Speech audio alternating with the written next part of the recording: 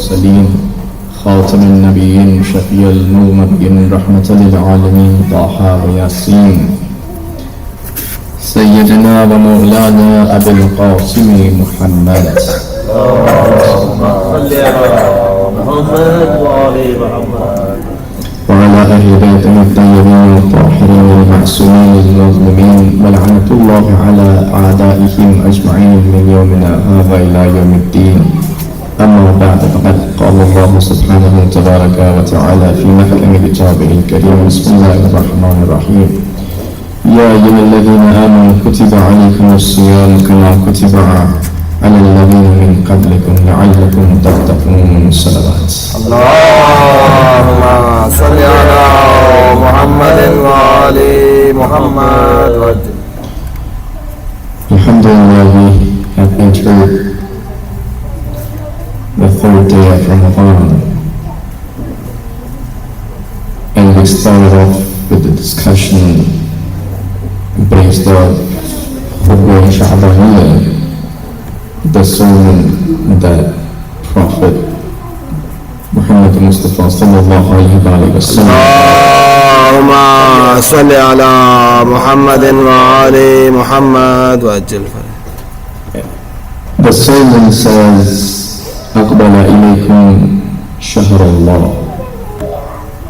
The month of Allah is approaching you, and it has come to you with 3 gifts of blessings, of mercy, and forgiveness. We went into describing what the blessings, the barakah is yesterday, and what brings barakah. And we said it was taqwa, and the supporting ayah we used was from Surah Araf, ayah 96. Before we go into the continuation, I would like to mention that this month has been called Shahr Allah, the month of Allah. That means when you attribute a thing to a personality in common sense, that means that thing belongs to that person. If I say this is your house, that means you own the house. Similarly, when Rasulullah is describing this month, he said, Shahr Allah, the month of Allah. That means that month belongs to Allah. And He is the creator of the universe. The point that I'm trying to make here is to take you a little bit closer to monotheism. Because, mashallah, my brothers are sitting here. And this is also important that we understand monotheism, which is the basis of our religion. If we are able to understand it, then we will understand the whole Islamic foundation that is built on top. The month is the month of Allah, and Allah is the creator of the universe. And everything in this universe belongs to Allah. Every single thing belongs to Him. When everything belongs to Him, then nothing works in this universe without His permission. Because He owns it. And it is running the way He wants it to run. Imagine the skies, the heavens, how they are set. The heavens doesn't fall on earth. The earth does not shake. The water flows. The mountains are sitting without moving. The trees are growing from a tiny seed. And the whole system is functioning the way Allah wants it to function. And it doesn't function without His leave. It's His permission, hence everything works. We can't even breathe if Allah doesn't intend us to breathe.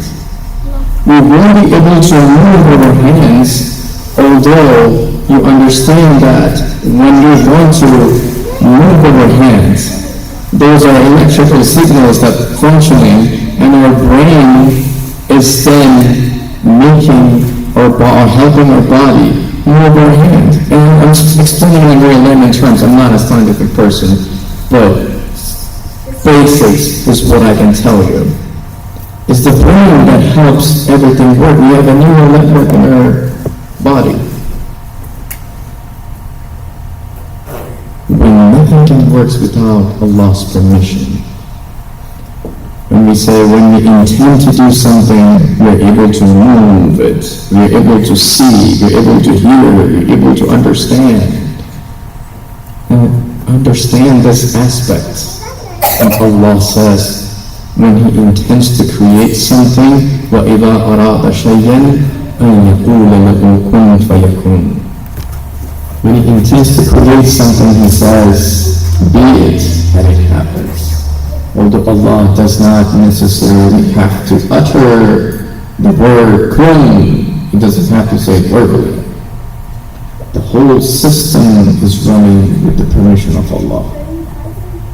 And understanding what God is, I will give you an example. And that example is from our theological books. And the time is the time of Imam Ja'far as-Sadiq alayhi salam. Allahumma salli ala Muhammad. An atheist comes to Imam and says, "O Abdullah, I want you to show me my Lord. Dallali ma'abuli. I want you to show me my Lord." He's atheist. There are a lot of questions that we find from him. Abu Shakir is his name, or his kunya. And none heard his question. In that very moment, a small child ran across, holding an egg in his hand. Imam called the child and says, "Give me the egg." He took the egg. He takes the egg and he says, "Abu Shakir, look at this egg. The outer layer is the strongest layer, the fifth layer. Beneath that layer is a very thin layer that's covering. Underneath that layer are molten gold and molten silver." That means Imam is metaphorically calling the egg yolk molten gold and the egg white molten silver. And Imam says, "Do you see that the molten gold and the molten silver are mixed together? Neither does the molten gold get mixed with the molten silver, nor does the molten silver, that means the egg white, gets mixed with the yolk. There is no one that is coming out of this egg and saying, I'm making it in such a way that the state of both things is consistent. Nor there is someone who is going to enter something in it and saying that I have caused them to change. Nor can anyone tell you whether this egg is going to be a hen or a rooster. Nobody knows." And Imam asks him a question. How do you think that this thing came into being? Is there a designer for it? Look at the way Imam responds. It's a very basic thing, egg. And Imam used it to create his argument, make his argument. And he is giving dalil. He is bringing proof of the existence of Allah from that small egg. And he says, when the yolk and the egg white are not able to mix with each other, and you don't even know what's going to come out of it, whether a rooster or a hen. And how can you imagine that this whole universe is running without the designer, and the whole universe is running without a strong power, an entity that is superior to all, and you're rejecting existence of God. Upon hearing this argument, Abu Shabbir says, أشهد أن لا إله إلا الله أشهد أن محمدا رسول الله وأشهد أنك أنت حجة الله. He says, I accept Islam, I bear witness that God's word, and I bear witness that your own father Rasulullah is his prophet. And I bear witness that you are the son of Allah on this earth, and became Muslim. So what we are saying is this month is the month of Allah. Allah owns everything, Allah owns us. Even the food, the breath that comes and goes, the nafs that comes and goes, it belongs to Allah. And taqwa is what brings barakat in our life. The more we want to breathe, the more action we have to do. The longer we breathe, the more action we have to do. And then what keeps our life longer is Salatul Rahim. That means keeping a relation with your families, keeping ties with your families and not breaking it. Breaking ties reduces lifespan. It reduces life. A person, of course, there are natural reasons a person can die early, but then if you have any tension in the family, you can improve it. Keep the bonds tight. Keep the bonds strong. And this is what I wanted to tell you about taqwa yesterday. And this is a narration from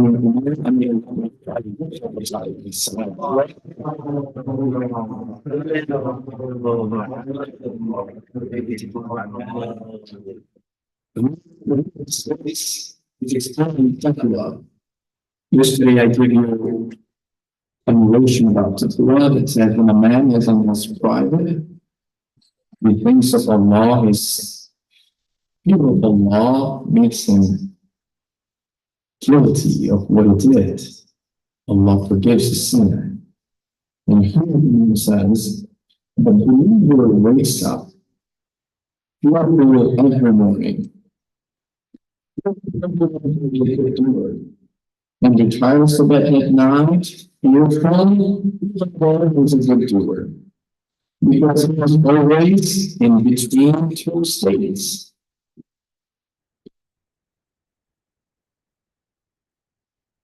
Of what Allah will do with the respect of the time that has passed of his life, and fearful of the losses he will incur as a result of the end of his life. It means that the believer lives his life between two states, the past and the future. Things that we have done in the past, we don't know what Allah is going to do with it. This is where conscience asks us to ask forgiveness.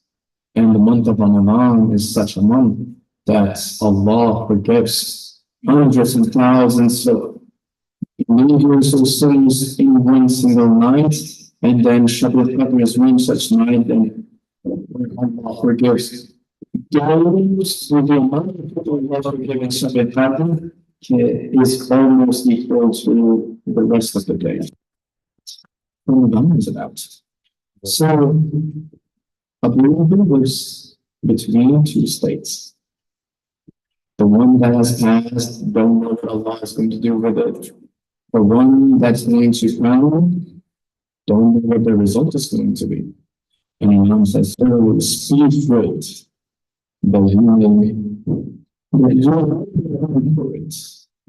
Now, this is also the message of Ramadan. Ramadan is human barakats, and barakat comes from taqwa. United States here is speak good.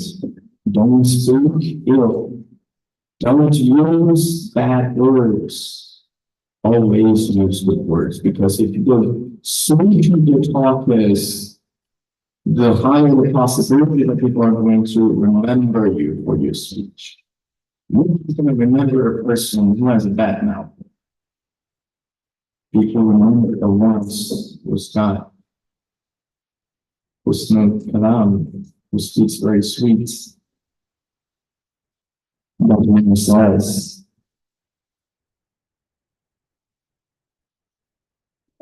بابا قبل الصلاة اللهم صل على محمد وعجل the good doers, and always practice good, always do good. Do good to ourselves, do good to others. Don't harm people. When you don't want harm to come to you, do not keep up relation with your blood relatives, even though they may cut you off. This is what I mentioned. In Ramadan, if you have hurt someone, ask for their forgiveness. And now, relationships are very difficult. A lot of the friction between the relations happen because of misunderstanding. When something happens, both parties try to perceive that situation from their perspective. They even go to the extent where they think they are reading your mind, and all negativity they use to build a case against them as if they were oppressed by you. The other party does the same thing. We don't know what's going on in one another's heads. We don't know what the other person's thinking. So we have to take a step. We gotta take an initiative to resolve the conflict, to remove the misunderstanding. We don't, even if it was from you, you think you're right, it doesn't make you small if you ask for forgiveness. Because if you continue to say, I'm right and you're wrong, and that's ruining a relationship, that's not healthy either. You have to let go, make relations stronger, and treat even those who have deprived you. And you know that someone mistreated you, treat them well. Islam doesn't ask you to tit for tat. No, Islam says, be the bigger person, have a bigger heart. If a person mistreated you, said something bad to you, took away your right, took away your property, okay, yes. But Islam says, why is this being asked? If you are the bigger person, Allah is going to reward you because you know someone did wrong to you. Instead of going against that person, trying to challenge that person, asking for a revenge, you are treating the person with virtue. That's the bigger person you are. And for that reason, Allah is going to bless you with a lot of reward. And Islam is the religion that for every step, there's a reward. In the month of Ramadan, when we breathe is reward. We sleep with reward. When such a month gives you blessings at every stage of your life throughout the day, imagine when you are behaving in the manner that Amir al-Mu'mineen is asking us to do. Imagine how sawab Allah is going to grant us. How big the sawab is. Promptly return the property with which you have been entrusted. If someone entrusted you with a property, return it at that proposed time. Don't hold it back. Fulfill your promises to those whom you gave your word. If you gave a word to your brother that you will do something for him, do it. Keep the word. You said you will help him out with money, Now you have a problem, you don't have all that money. But whatever you can, help him out. But always remember to keep your word. And that's a sign of a believer. We don't stray away from our word. We don't go away from our word. We don't turn our backs on it. We don't turn our backs on our brother, nor on our family members. And when you judge between people, do so with fairness. And when you are judging people, that means this is not the judgment we normally see. The judgment that grants justice. If you see there is a conflict between two people upon something, upon a property, upon money, resolve it, judge between them. But this is also judgment when a person is a jurist. That could also be the case where Imam is implying that when you judge between the two people, judge them with fairness and justice.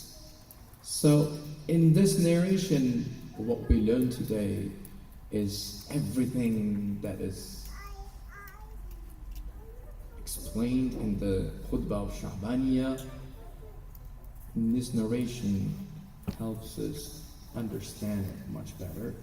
Although the khutbah of Sha'baniyah is where we just started, we will get to the point where we might come across the same duties described in it, but this is what we have learned from taqwa. That means the whole month is about taqwa. When we are speaking, speak with fairness. Use good words, don't hurt someone. Family ties, build them stronger. When you are entrusted with a property, return it to them. When you are resolving a conflict, be just.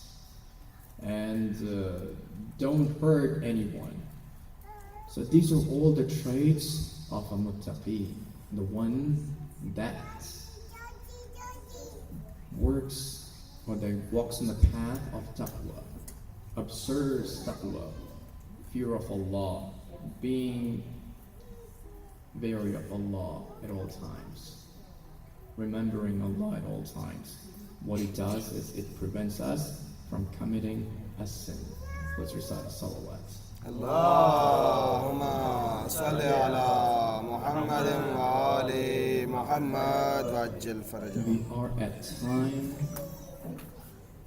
Is there any question related to today's discussion? Feel free to ask, even if it's after Salah.